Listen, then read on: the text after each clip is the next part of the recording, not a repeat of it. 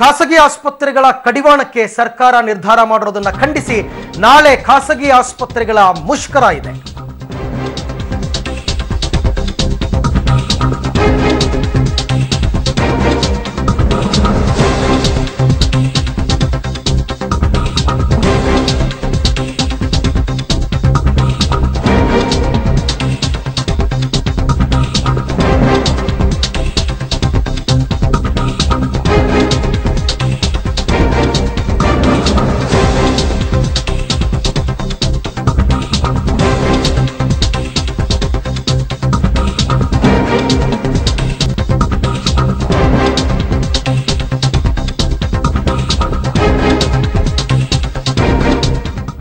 ಖಾಸಗಿ ಆಸ್ಪತ್ರೆಗಳ ಕಡಿವಾಣಕ್ಕೆ ಸರ್ಕಾರದ ನಿರ್ಧಾರವನ್ನು ಖಂಡಿಸಿ ನಾಳೆ ಖಾಸಗಿ ಆಸ್ಪತ್ರೆಗಳ ಮುಷ್ಕರ ಇದೆ. ಖಾಸಗಿ ಆಸ್ಪತ್ರೆ ವೈದ್ಯರಿಂದ ನಾಳೆ ಬೆಂಗಳೂರಿನಲ್ಲಿ ಬೃಹತ್ ಪ್ರತಿಭಟನಾ ರ್ಯಾಲಿಯನ್ನ ಹಮ್ಮಿಕೊಳ್ಳಲಾಗಿದೆ.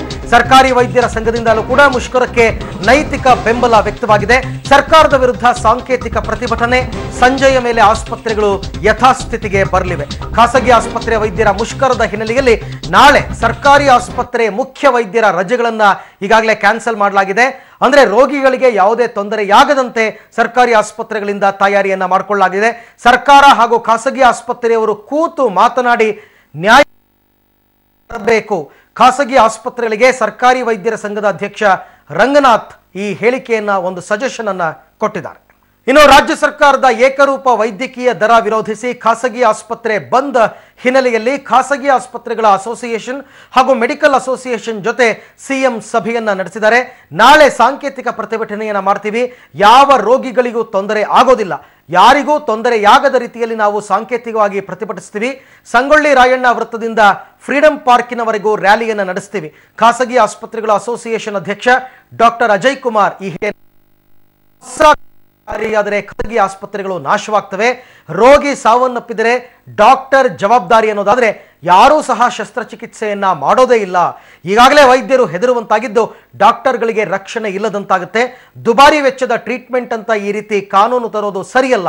ಯಾರೋ ಕೆಲವರಿಂದ ಆದ ತೊಂದರೆಗೆ ಇಡೀ ಖಾಸಗಿ ವೈದ್ಯರನ್ನ ದೂಷಿಸೋದು ತಪ್ಪು. ಈ ಕಾನೂನು ಜಾರಿಯಾದರೆ ನಮ್ಮಗಳ ಜೊತೆ ಕಷ್ಟವನ್ನ ಅನುಭವಿಸುವಂತಾಗುತ್ತೆ. ಅಜಯ್ ಕುಮಾರ್ ಸ್ಪಷ್ಟನೆ ನೀಡಿದ್ದಾರೆ. ಹಾಕ್ಬೇಕು ಅಂತ ಈ ಹಿಂದೆ ಕೂಡ ಚಿಂತನೆಯನ್ನ ನಡೆಸಿದ್ರು. ಮೊನ್ನೆ ಮಂಗಳವಾರ ಅದಕ್ಕೊಂದು ವಿಧೇಯಕ ಕೂಡ ಮಂಡನೆ ಬಗ್ಗೆ ಖಾಸಗಿ ಆಸ್ಪತ್ರೆಗಳು ಸಾಕಷ್ಟು ವಿರೋಧವನ್ನ ವ್ಯಕ್ತಪಡಿಸುತ್ತೆ.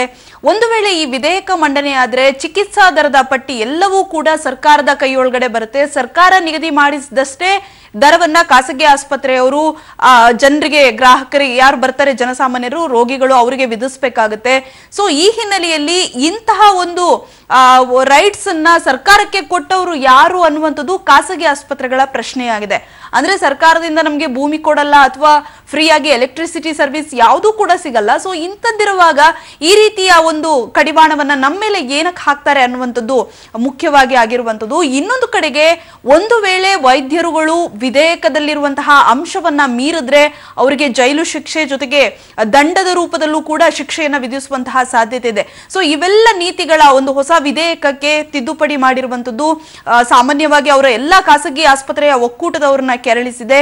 ಸೊ ಈ ಹಿನ್ನೆಲೆಯಲ್ಲಿ ನಾಳೆ ಮುಷ್ಕರಕ್ಕೂ ಕೂಡ ಮುಂದಾಗಿದ್ದಾರೆ.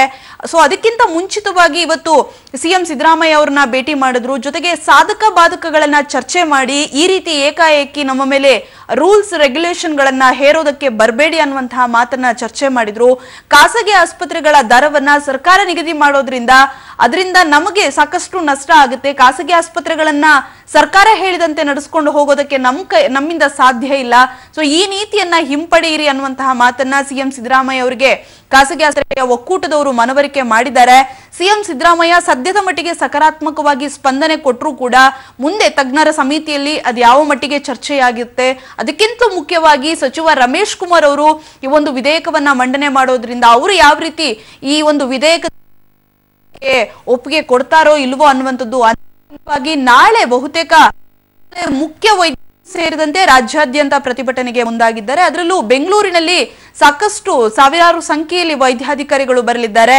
ಅಂದ್ರೆ ಫ್ರೀಡಂ ಪಾರ್ಕ್ ವರೆಗೆ, ಅಂದ್ರೆ ರೈಲ್ವೆ ಸ್ಟೇಷನ್ ಇಂದ ಫ್ರೀಡಂ ಪಾರ್ಕ್ ವರೆಗೂ ಕೂಡ ರ್ಯಾಲಿ ಹೊರಡಲಿದ್ದಾರೆ. Aravind, okay, thank you Pavitra ತಮ್ಮೆಲ್ಲ ಮಾಹಿತಿಗಾಗಿ. ಇನ್ನು ನಾವೀಗ ನೇರವಾಗಿ ಹುಬ್ಬಳ್ಳಿಗೆ ಹೋಗೋಣ. ನಮ್ಮ ಪ್ರತಿನಿಧಿ ನವೀನ್ ನಮ್ಮ ಜೊತೆ ಇವಾಗ ನೇರ ಸಂಪರ್ಕದಲ್ಲಿದ್ದಾರೆ. ಎಸ್ ನವೀನ್, ಈಗ ಖಾಸಗಿ ಆಸ್ಪತ್ರೆಯ ಒಕ್ಕೂಟದವರು ನಾಳೆ ಮುಷ್ಕರ ನಡೆಸ್ತಾ ಇರೋದ್ರಿಂದ ಹುಬ್ಬಳ್ಳಿಯಲ್ಲಿ ಯಾವ ಪರಿಸ್ಥಿತಿ ನಿರ್ಮಾಣ ಆಗಿದೆ, ಏನು ಅದಕ್ಕೆ ಪರ್ಯಾಯ ವ್ಯವಸ್ಥೆಯನ್ನ ಮಾಡ್ಕೊಂಡಿದ್ದಾರೆ, ಇಷ್ಟಕ್ಕೂ ಜನ ಏನ್ ಹೇಳ್ತಾರೆ ಇದ್ರ ಬಗ್ಗೆ?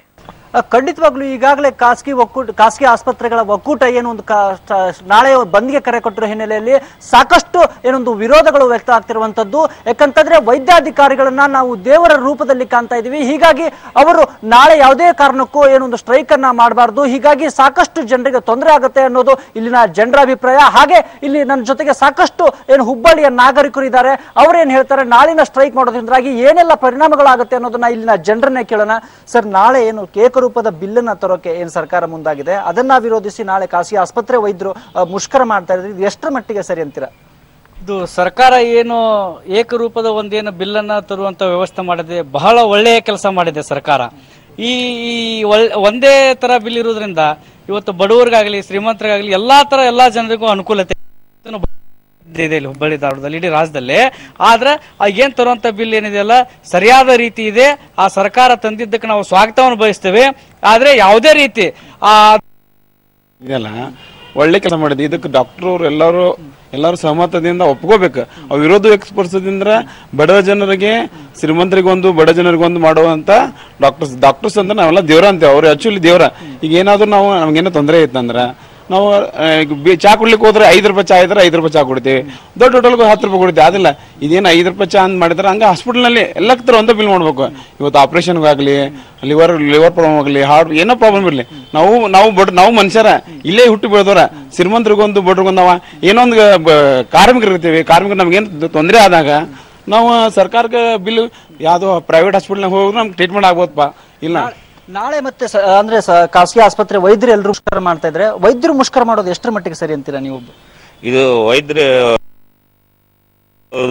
ತಪ್ಪು ಅಂತ ನಮ್ಮ ಅಭಿಪ್ರಾಯ. ಅದಕ್ಕಾಗಿ ನಾವು ಎಲ್ಲರೂ ದೇವರಂತೇಳಿ ಅವ್ರನ್ನ ಪೂಜಿಸುವಾಗ ಅವರು ಇದು ಮುಷ್ಕರನ್ನ ಬಂದ್ ಮಾಡಬಾರದು. ಹಾಗೆ ಎಲ್ಲರೂ ಪೇಷಂಟ್ ಅಕಸ್ಮಾತ್ ಇವರು ಬಂದು ಮುಷ್ಕರ ಮಾಡಿದಾಗ ಸತ್ರ ಯಾರು ಜವಾಬ್ದಾರು ಅಂತೇಳಿ ನಾನು ಕೇಳ್ಕೊಂತೀನಿ. ಒಟ್ಟಿನಲ್ಲಿ ಇದು ಇಲ್ಲಿನ ಜನರ ಒಂದು ಅಭಿಪ್ರಾಯ. ಯಾವುದೇ ಕಾರಣಕ್ಕೂ ಮುಷ್ಕರವನ್ನ ಮಾಡಬಾರ್ದು. ನಂತರ ಏಕರೂಪದ ಬಿಲ್ ಅನ್ನ ತರೋಕೆ ಏನು ಸರ್ಕಾರ ಮುಂದಾಗಿದೆ, ಅದಕ್ಕೆ ಖಾಸಗಿ ಆಸ್ಪತ್ರೆ ವೈದ್ಯರು ಕೂಡ ಒಪ್ಪಿಗೆಯನ್ನ ಸೂಚಿಸಬೇಕು ಅನ್ನೋದು ಇಲ್ಲಿನ ಜನತೆಯ ಅಭಿಪ್ರಾಯ ಆಗಿದೆ. Arvind. Okay Naveen, thank you. ತಮ್ಮೆಲ್ಲ ಮಾಹಿತಿಗಾಗಿ ಧನ್ಯವಾದ.